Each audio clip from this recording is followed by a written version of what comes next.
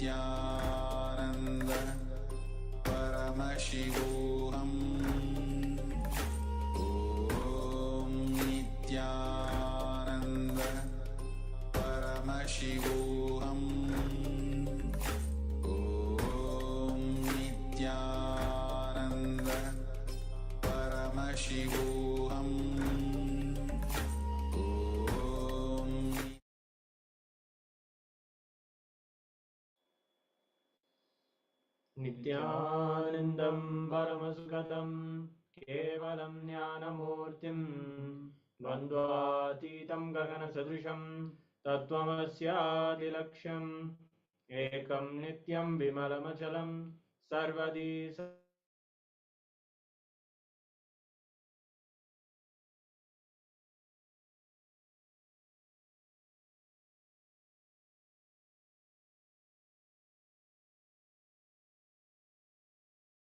Paramashivoham level 2. Yes, it is a celebration. Every day we are learning more power manifestation and we're learning more about Paramashiva's various manifestations, and celebrating our deeper connection with Swamiji every day. Yes. So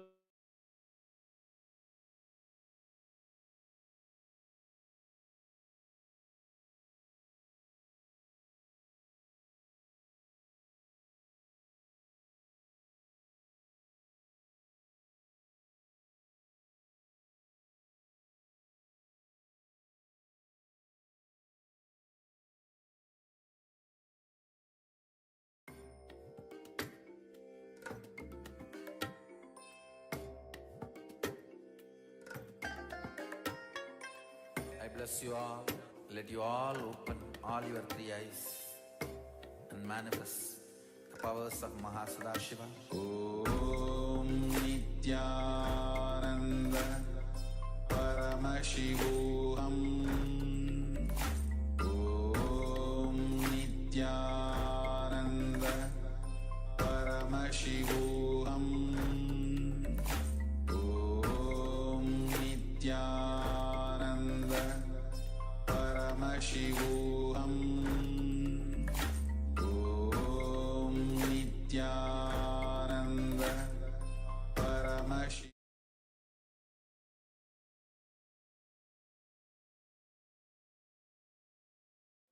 Yes, sorry for the technical glitch. So after this powerful Dvitya Vinyasa Krama Yoga, 312 components of Nithyananda Yoga, energized and fresh, let us enter into the first round of today's power manifestation. As always, we are going to manifest the power of blindfold reading first. So get your eye bands ready, have your blindfolds, whatever cloth or whatever you are using to tie your eyes, make sure you have it with you.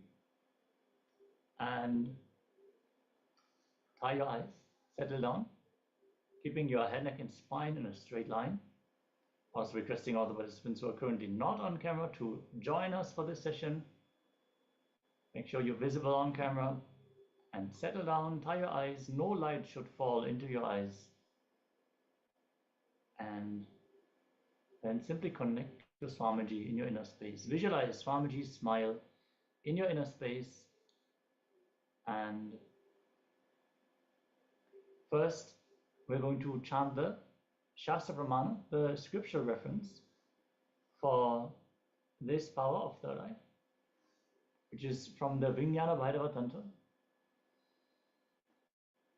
कालान्तर्मनोऽन्यस्य तिष्ठन्निहितलोचनः क्रमेण मनसोधार्ध्य लक्ष्ययेत् लक्ष्यमुत्तमम्. By fixing the mind on the inner space within the crown center and sitting stably without any movement, having the eyes closed in succession, by the stability of the mind and the inner space through the power of the third eye, one directly sees the ultimate goal, lakshya, by having the vision beyond the sight that reveals any object or place, attaining the space of oneness with the source Paramashiva. Yes. Now, let us enter into the power manifestation. We will now be projecting the image. And then chant the Mahavakya. Om Vivoham. Om Nithyananda Paramashivoham. Om Nitya Paramashivoham. As we're now going to project the image on screen, keep vibrating with the Mahavakya and let this sound of the Om Nithyananda Paramashivoham.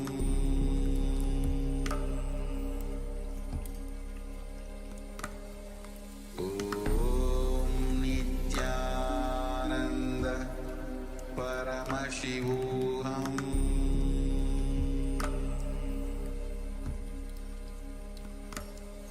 Om Nithyananda Paramashivoham.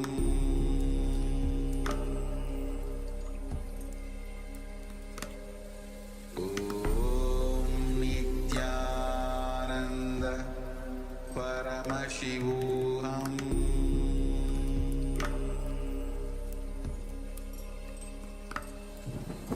Om Nithyananda Paramashivoham.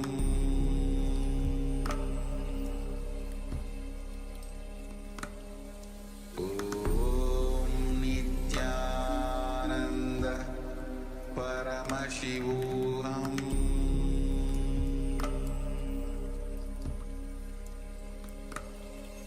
Om Nithyananda Paramashivoham.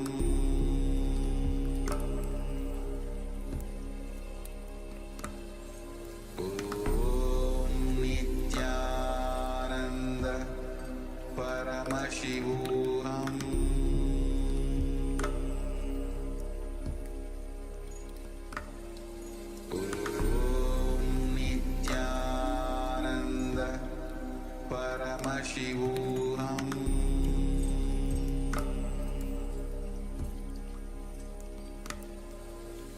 Om Nithyananda Paramashivoham.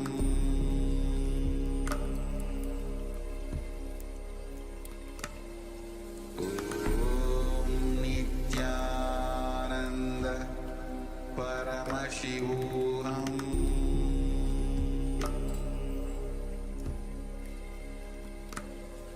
Om Nithyananda Paramashivoham.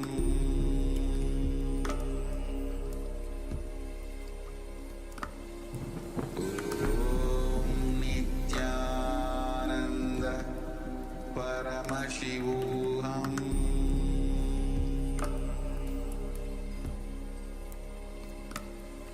Om Nithyananda Paramashivoham.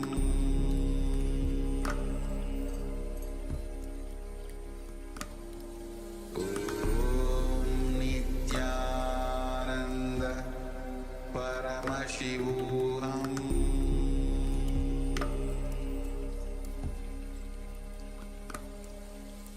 Om Nithyananda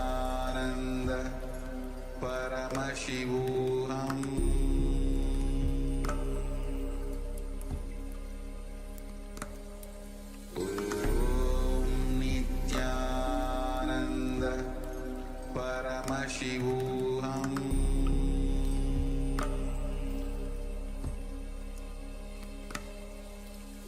Om Nithyananda Paramashivoham.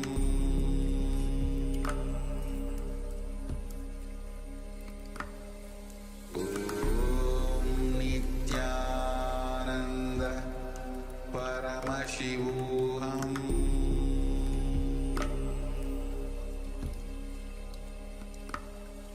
Om Nithyananda